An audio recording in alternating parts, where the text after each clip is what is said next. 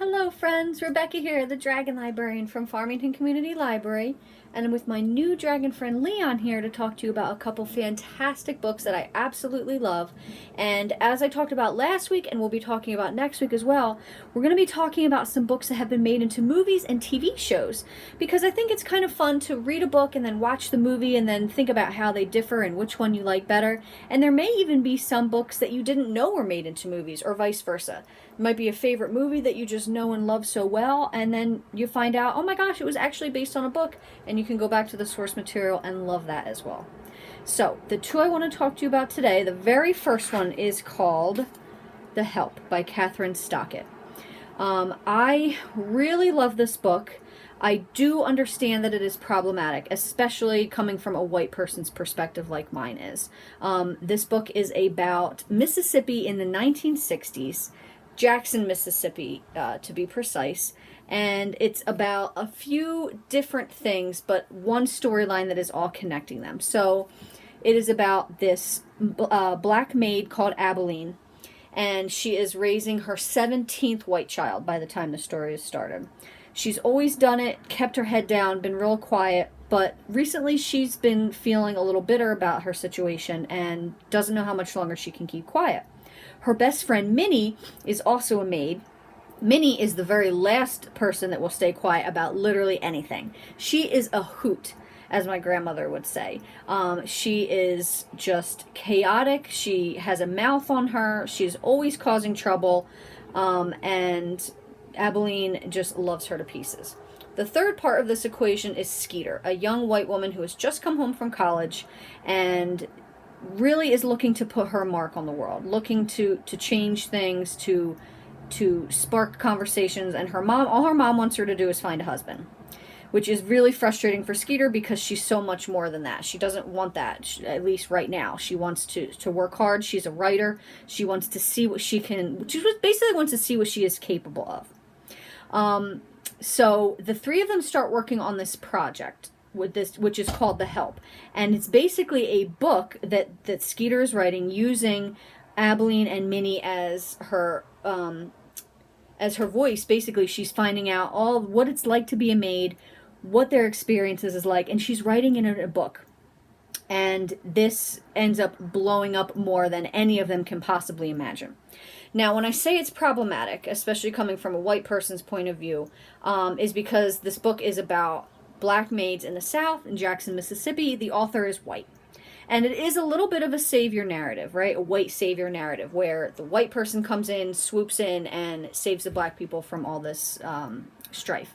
So there is definitely that going on, and this book has received some criticism because of that. That being said, I did really love this book. I loved learning about some of the things that I didn't know about that time period. Really just, I think that fiction is such a way to empathize with people, to put ourselves in people's places that we may not have ordinarily known about. We might not be able to know what it is like to be a black maid in the 60s, but I think this book really helps to illuminate how hard it was and some of the things that these women had to go through. And I think that like I said, that breeds empathy, and that's one of the best things about reading. I will say this. I will read you just one little part of the afterword that she wrote, that the author wrote, in which she says, "I don't presume to think that I know what it really felt like to be a black woman in Mississippi, especially in the 1960s. I don't think it is something any white woman on the end of a black woman's paycheck could ever truly understand. But trying to understand is vital to our humanity." And that's how I feel about it too. We're not going to understand. As a white woman, I will never understand how hard that was. But I would like to try. I would like to learn about this. I would like to feel these emotions, to create a conversation, right? To create a dialogue, to try to help make the world a better place. And that's what this book does.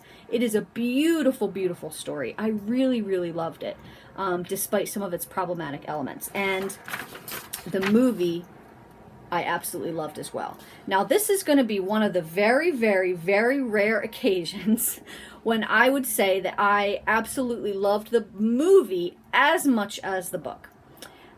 maybe a little bit more. And the maybe a little bit more is definitely because I saw the movie first, didn't know it was based on a book until I got through the movie, and I have seen this movie like a dozen times. It's so fantastic. I watched it with my mom a lot. I absolutely loved it. Emma Stone plays Skeeter, and I absolutely love her.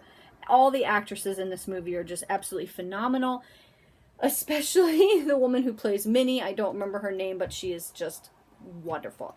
This movie is hilarious. It's heartbreaking. It's tragic. But it's also uplifting and hopeful as well, just like the book is. They're both so fantastic. The movie was a hit when it first came out, so I'm sure you've heard of this. If you haven't read the book, I would also really recommend giving it a try because it's absolutely wonderful.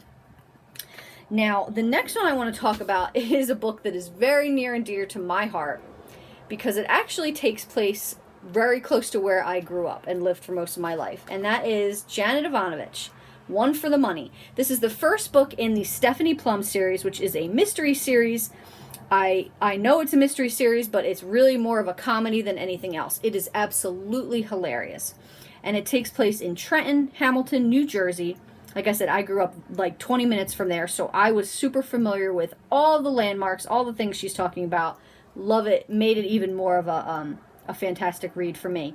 So like I said, this is the first one in the series. I think there's at least 25, 26 books out right now. They're all really good. I haven't read the last couple ones, but up until where I've read, it's been fantastic. And this is a series about a young woman who becomes a bounty hunter because she lost her job in the lingerie store. And she is just a chaotic, hot mess, Stephanie is. So she's trying to learn how to become a bounty hunter. She takes lessons from this other bounty hunter named Ranger, who is like super phenomenal at his job, also really hot. And she also comes into contact with this cop named Joe Morelli, who she knows from school, from growing up with. And there's some chemistry there between her and Joe as well. So there's a lot of romance in this series. There's a lot of mystery. There's a lot of crime solving. But most importantly, there is a lot of laughs. This is the first book series that I have actually, on multiple occasions, laughed out loud while reading. So funny. A lot of the humor comes from Stephanie's family. She has this grandmother called Grandma Mazer, who is just a riot. She is just a barrel of laughs. Absolutely love it. If you are looking for a really fun read, a series that you don't have to think really hard about, you don't have to put a lot of effort into it on your end, just something that's really fun, a fast read that's really great, One for the Money. And this was made into a movie a few years ago starring Kathryn Heigl. It flopped. I'm so sorry to say that this movie did really, really badly. Unfortunately, despite the big name actress that they had play her, and I don't remember how much money they put into this movie, but it definitely did not do what they were expecting. And I want to give it the benefit of the doubt and tell you that I thought it was great. I went and saw it with my mom when it first came out and absolutely loved it. I thought it was hilarious. I don't think it's as good as the book, obviously. I think they missed the mark on a lot of things, but the people they got to play, Stephanie and Grandma Mazer and Joe and Ranger, were just wonderful. They did a fabulous job. I would have liked to see them keep going with more movies like throughout the series, but unfortunately, because it didn't do well, this is the only one. But I highly recommend it. Definitely read the book first and then watch the movie. See what you think of it. I think they're both great. Like I said, not as good as the movie was, but definitely fun. And if you're looking for just a fun movie or like a fun story, just to we're getting into fall now, but it's still just a summer read, really, at any time of the year. One for the Money by Janet Evanovich. This is the first one in this Stephanie Plum series. So that's what we've got for you guys today. I hope that these books and movies sound really interesting and fun. If so, feel free to check them all out from the Farmington Community Library. And then if you can think of any other ones that you like, that are really great, movies to books and vice versa, let me know in the comments. And tell me also in the comments what you think some of your favorites are. Thanks so much, friends, and have a wonderful rest of the day.